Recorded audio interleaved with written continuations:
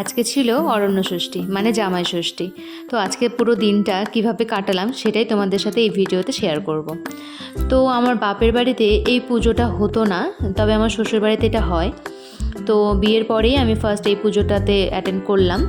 আর আগেরবার তো ছিলাম না এখানে, সেটা তোমরা আগের ভিডিওতেই জানতে পেরেছো। তো এইবারই আমার প্রথম বিয়ের পর জামাই ষষ্ঠীর পুজো আর কি।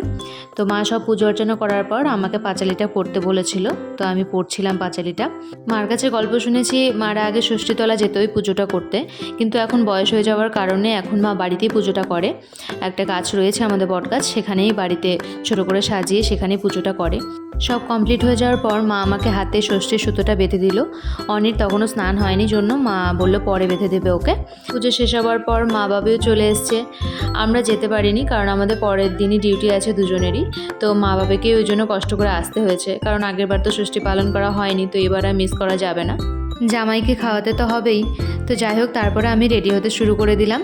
তো রেডি হতে হতে ছোটো ছোটো ভিডিও ক্লিপ নিচ্ছিলাম, আর সেগুলো দেখে আমার বাপি আর মা খুব কমেন্ট পাস করছিল। যেই ক্যামেরাটা ঘুরিয়েছি ক্যামেরার দিকেও তাকাচ্ছে না আর কোনো কমেন্টও করছে না। তো যাই হোক, তারপর আমরা রেডি হয়ে গেছিলাম, আর গেট রেডি ভিডিওটা রয়েছে চ্যানেলে, গিয়ে দেখতে পারো। তো রেডি হয়ে আমরা বেরিয়ে পড়লাম। আমার শাশুড়ি মারও যাওয়ার কথা ছিল, কিন্তু গরমে বলছে আমি যেতে পারবো না, তোমরাই যাও। তো আমরা যাচ্ছিলাম একটা রেস্টুরেন্টে সবাই মিলে খাওয়ার উদ্দেশ্যেই। তো রেস্টুরেন্টটা ছিল কানির মোড়ে, আশা করি নামটা বুঝতেই পারছো, ওল্ড গ্যালারি। সেটা অনির একটা বন্ধুরই রেস্টুরেন্ট। তো সেখানেই আমরা যাচ্ছিলাম সবাই মিলে, আমি মা বাপি টোটোতে যাচ্ছিলাম, আর অনি ওদিকে স্কুটিতে চলে গেছে আগেই। তো আমরা রেস্টুরেন্টের সামনে পৌঁছে গেলাম। আমরা কিন্তু আজকে দেরি করিনি, 2টোর মধ্যেই পৌঁছে গেছিলাম, কারণ জামাই ষষ্ঠীর দিন ভিড় হবেই। তো অনি ওইদিকে একটা টেবিল বুক করে দিয়েছিল। জামাই ষষ্ঠীর স্পেশাল থালি অ্যারেঞ্জমেন্ট করা ছিল সেখানে। তো আমরা ঢুকেই ফার্স্টে অর্ডারগুলো করে দিয়েছিলাম, ওর জন্য সেই স্পেশাল থালি আর আমাদের জন্য প্লেন কিছু আইটেম। যতক্ষণে অর্ডারগুলো আসছে তো আমরা বললাম চলো একটু ছবি তুলে নিই। তো ছবি তোলার জন্য সুন্দর একটা জায়গাও সাজানো হয়েছিল, তো সেখানে আমরা সবাই মিলে ছবি তুললাম।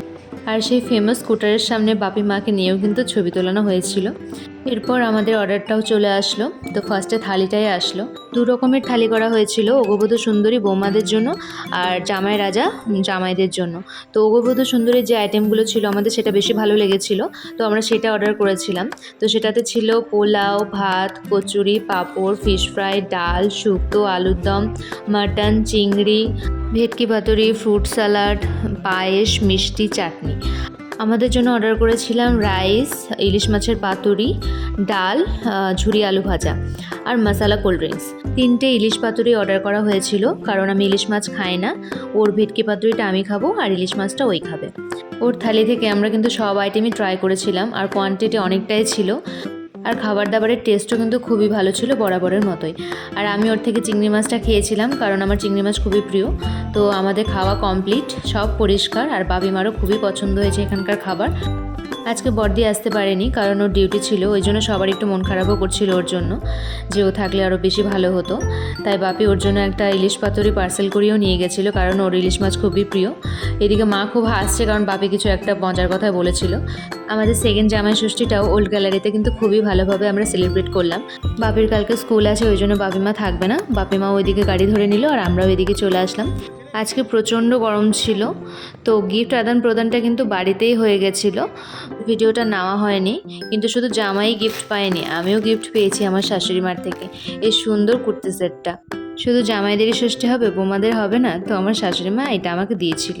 তো আমাদের জামাই ষষ্ঠীর ব্লগটা তোমাদের কেমন লাগলো প্লিজ জানিও, আর নতুন হলে সাবস্ক্রাইব করে দিও। তো আজকের মতো টাটা, দেখা হচ্ছে পরের ভিডিওতে।